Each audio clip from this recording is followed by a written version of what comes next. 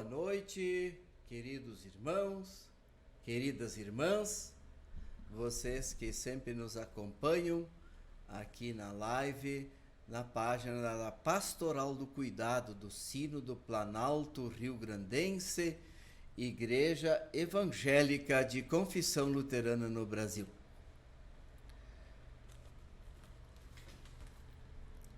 É sempre uma alegria, uma satisfação poder levar até vocês e compartilhar com vocês uma palavra de fé, uma palavra de esperança. Hoje nós vamos dar continuidade a uma leitura bíblica que estamos fazendo para nos trazer à tona o tema amor. Estamos falando sobre amor. Falamos que o testemunho natural de uma pessoa cristã é a sua postura de amor, porque através do amor é que nós podemos ter uma vida vivenciada em gratidão, porque a iniciativa sempre é de Deus. Deus nos deu a vida, Deus nos deu a sua palavra, Deus nos deu a redenção, a salvação, e Deus nos dá ferramentas para vivenciarmos e enfrentarmos as mais diferentes situações em que estamos envolvidos. Então, Deus nos dá também o amor. Nós estamos falando do amor que vem de Deus.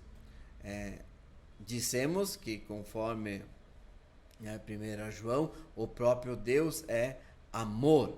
E se nós amamos, é porque Deus nos amou primeiro. O amor do qual estamos falando não é um sentimento, e não é uma atitude, e não é uma obra humana. Nós estamos falando do amor que vem de Deus. Nós precisamos ser alimentadas deste amor para podermos vivenciá-lo no mundo.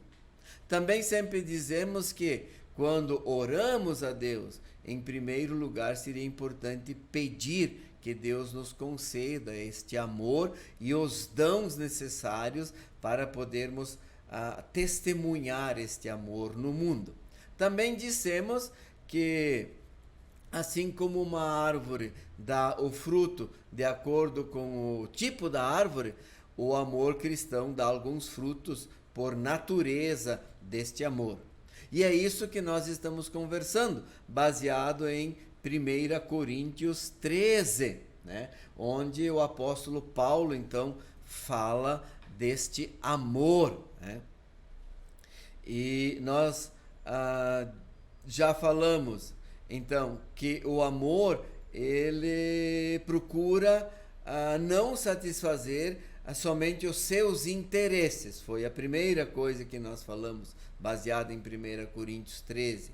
Uma característica do amor que vem de Deus, ele é um amor altruísta, significa ele não procura satisfazer só as suas vontades, só as suas necessidades, só os seus interesses. Inclusive, ali o apóstolo Paulo ressalta que este é um amor que nos leva a entender de uma forma muito especial a outra pessoa. É um amor que nos volta para o próximo, né? Isso é muito importante. E depois nós dissemos então que o amor, ele procura as coisas que são justas. Então este amor tem como tema a justiça. Isso é um pouco complicado, né? Porque às vezes o que para um pode ser justo, o outro pode julgar como não justo. Então aí vem um pouco as questões complicadas. Mas em si, o amor que vem de Deus, ele pratica a justiça, o que é justo. Buscai primeiro o reino de Deus e a sua justiça. Então aqui nós já temos uma indicação. A justiça do reino de Deus. Nós precisamos sempre, enquanto pessoa que acredita no Deus Pai, Filho e Espírito Santo, entender o seu reino e a justiça desse reino. para nós não acharmos que estamos assim numa verdade absoluta, quando muitas vezes estamos praticando a nossa justiça e achando que isto é maravilhoso. Não é bem assim. Existe a justiça de Deus. E veja, a justiça de Deus está baseada no perdão, mas isso vamos ver mais adiante. Hoje nós queremos ver o versículo 8, tá? Então nós vamos colocar esse versículo aqui, vamos ver para que vocês consigam ler esse versículo. Diz assim: o amor jamais acaba, mas havendo profecias desaparecerão, havendo línguas cessarão, havendo ciência passará. Então vamos colocar também o versículo seguinte, vamos ver se conseguimos ler ele aqui. O 9 e o 10. Porque em parte conhecemos e em parte profetizamos. Quando, porém, vier o que é perfeito, então o que é em parte será aniquilado. Muito bem. Esses são os versículos 8, 9 e 10 de 1 Coríntios 13. A característica desse amor. Aqui temos mais uma característica do amor que vem de Deus, com o qual nós esperamos ser alimentados. E uma vez alimentados deste amor, cremos que podemos testemunhá-lo no mundo. Então é um amor que não acaba, né? Não tem poder nesse mundo que vai poder acabar com o amor de Deus. Nem nossas profecias, nem nossas ideias, nem o nosso jeito de ser, nem o nosso jeito de pensar, nada pode acabar, nem nossas ideologias, né? Nada pode acabar com o amor de Deus. Na verdade, aqui, a verdade mesmo aqui é o amor de Deus. As outras coisas estão em segundo plano. Aquilo que eu venho falando desde muito tempo atrás nas nossas lives, nós precisamos separar o que é preponderante, segundo Paul Tillich, né? O que é primário, o que é fundamental, o que é o querigma, o que é o centro da mensagem cristã, e daquelas coisas que são secundárias. Nós não podemos pegar coisas secundárias e colocá-las como sendo as primárias, porque daí, segundo esse teólogo, cujo nome já falei, Paul Tillich, nós estaremos cometendo uma idolatria e não estamos focando na mensagem central da espiritualidade, da esperança e da vivência cristã. E muita gente faz esta confusão.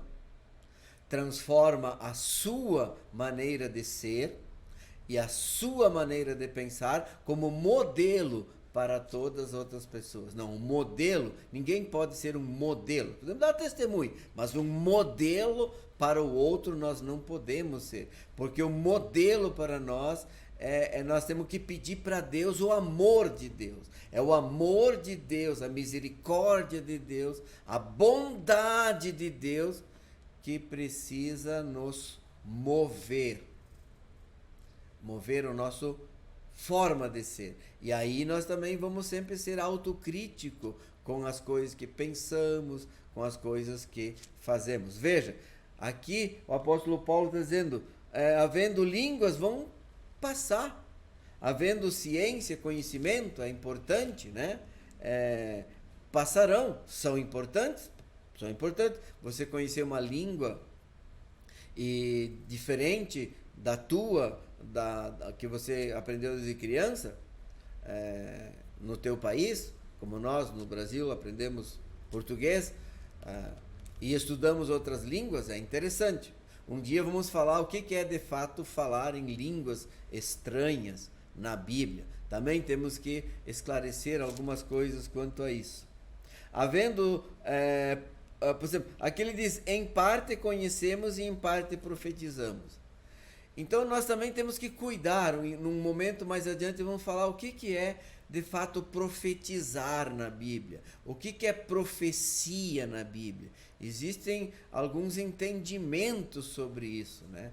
E nós, evangélicos de confissão luterana, temos também o nosso entendimento. Às vezes entre nós até tem alguns entendimentos um pouco diferentes, mas qual é o entendimento sobre profecias, né? Profecia, para ir adiantando, não é simplesmente uma pessoa que sabe o teu futuro. A profecia fala também do futuro, mas fala do passado e do presente, por incrível que pareça. Para falar do futuro, os profetas conheciam muito bem a história e conheciam muito bem o que acontecia no presente, e baseado nisso, eles faziam um anúncio de futuro. Então não é simplesmente você saber o que vai acontecer com uma pessoa no futuro. Né? É algo mais complexo que isso. Mas o que importa é o amor. Não adianta uma pessoa ter esses dons de falar em línguas, ter muito conhecimento, ter a capacidade de entender, fazer uma análise do que pode nos acontecer no futuro se não tiver amor.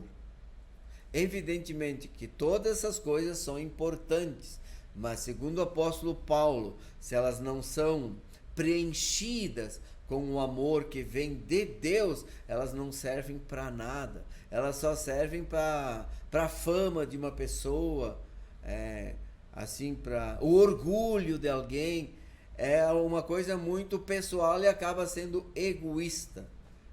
Então, quando estas coisas são colocadas a serviço do outro, a serviço da justiça, a serviço do bem-estar de uma coletividade, então elas acabam sendo importantes. Por isso, tudo que a gente faz, tudo que a gente pensa, ela deve vir com o amor de Deus.